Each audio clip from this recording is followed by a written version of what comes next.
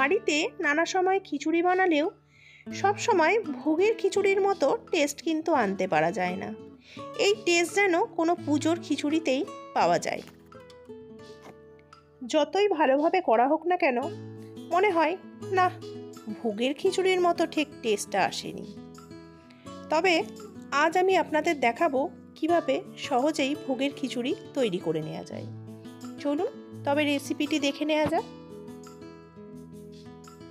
এখানে আমি নিয়ে নিয়েছি 250 গ্রাম সোনা মুগ ডাল, তবে আপনারা যে কোনো মুগ ডাল নিতে পারেন। ডালটা আমি প্রথমে শুকনো কড়াইয়ে ভালো করে ভেজে নেব।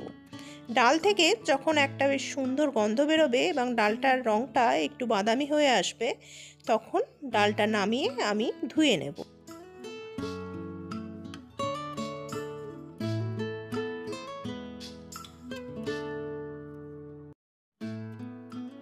এরপর একটা ডেচকিতে আমি প্রায় 2 লিটার মতো জল নিয়ে নেব এবং জলটা একটু গরম হলে তাতে মুগ ডালটা দিয়ে দেব।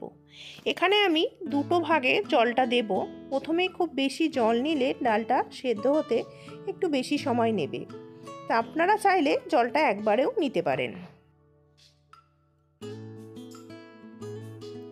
এরপর কয়েকটা তেজপাতা এবং দারচিনি, লবঙ্গ ও এলাচ ও 1 চামচ হলুদ দিয়ে ডালটা সেদ্ধ হতে দেব।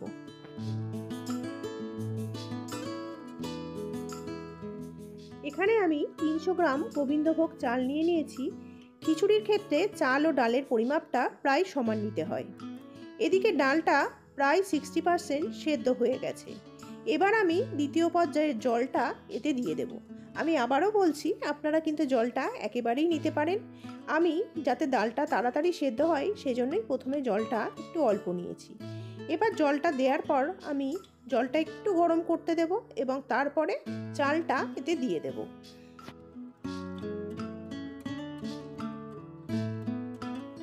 চাল ও ডালটা সেদ্ধ হওয়ার জন্য আমি কয়েকটা কাঁচা লঙ্কা দিয়ে ঢেকে দেব। এরপর খিচুড়িতে দেওয়ার জন্য চলুন মশলাটা তৈরি করে নিই। মশলার জন্য আমি নিয়ে নিয়েছি কিছুটা আদা কুচি, 2টো বড় সাইজের টমেটো, 1.5 চামচ গোটা জিরে, 1/2 চামচ রাঁধুনি এবং 1/2 চামচ গোটা মৌরি এবং কয়েকটা কাঁচা লঙ্কা ও জল দিয়ে একটা পেস্ট তৈরি করে নেব।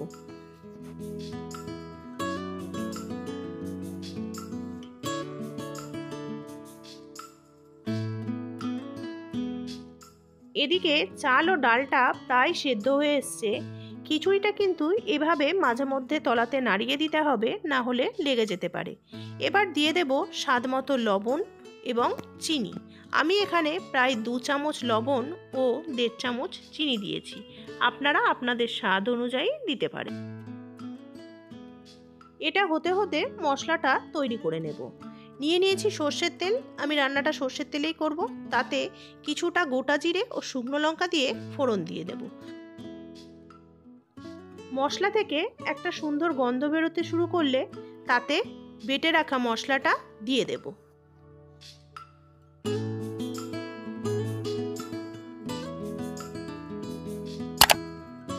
দিয়ে দেব 1/2 চামচের একটু বেশি ধনে গুঁড়ো এবং কিছুটা হলুদ। হলুদ যেহেতু আমি আগে দিয়েছি, তাই এই ক্ষেত্রে খুব বেশি হলুদ দেব না।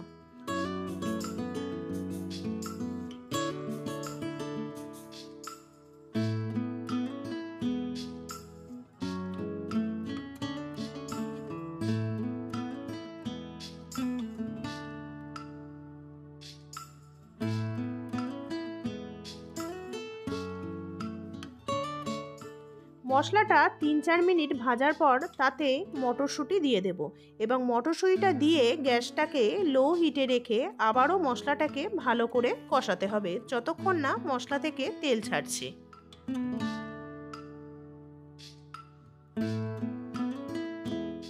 মশলা খুব ভালোভাবে কষানো হয়ে গেছে। এবার আমি এটাকে খিচুড়িতে দিয়ে দেব। চালটা যখন প্রায় 80% সেদ্ধ হয়ে যাবে তখন তাতে মশলাটা দিতে হবে এবং মশলাটা দেওয়ার পর খুব ভালোভাবে চাল ও ডালের সাথে মিশিয়ে আরও প্রায় 3 থেকে 4 মিনিট রান্না করতে।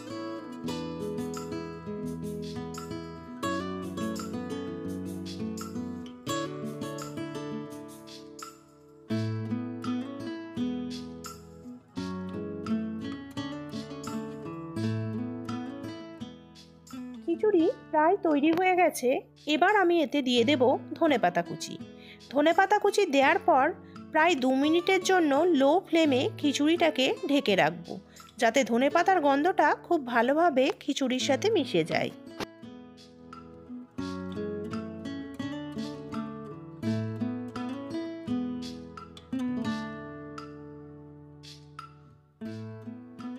এরপর কড়াইয়ে নিয়ে নেব 3 চামচ ঘি। ঘিটা গলে গেলে তাতে দিয়ে দেব কাজু ও কিশমিশ। কাজু ও কিশমিশটাকে খুব হালকা করে ভেজে নেব।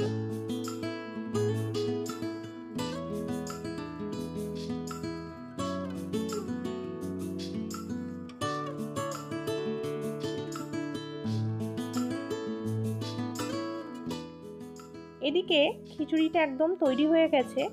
এবার আমি গ্যাসের ফ্লেমটা বন্ধ করে তাতে দিয়ে দেব 1 চামচ মতো গরম মশলা। গরম মশলাটা ভালো করে মিশিয়ে নেব। খিচুড়ির ঘনত্বটা আমি ঠিক এই রকমই রাখবো, এর থেকে বেশি ঘন করব না, কারণ গোবিন্দভোগ চালের খিচুড়ি অনেকটাই টেনে যাবে। একদম শেষে দিয়ে দেব ঘি সমেত ভেজে রাখা কাজু ও কিশমিশ। কাজু কিশমিশটা দেওয়ার পর খিচুড়ির সাথে খুব ভালোভাবে মিশিয়ে নেব। তৈরি হয়ে গেছে একদম পারফেক্ট স্বাদের ভোগের খিচুড়ি। যে কোনো পুজো পার্বণ বা অনুষ্ঠানে আপনারাও খুব সহজে রেসিপিটি তৈরি করে নিতে পারেন। তবে ভোগের খিচুড়ি খাওয়ার জন্য শুধুমাত্র পুজো পার্বণের জন্য অপেক্ষা না করে আপনারা রেসিপিটি দেখে বাড়িতে খুব সহজেই তৈরি করে নিতে পারেন। তবে খিচুড়ির সাথে কিছু ভাজাভুজি না হলে তো ঠিক জমে না, তাই খিচুড়ির সাথে রয়েছে আলু ভাজা, বেগুন ভাজা।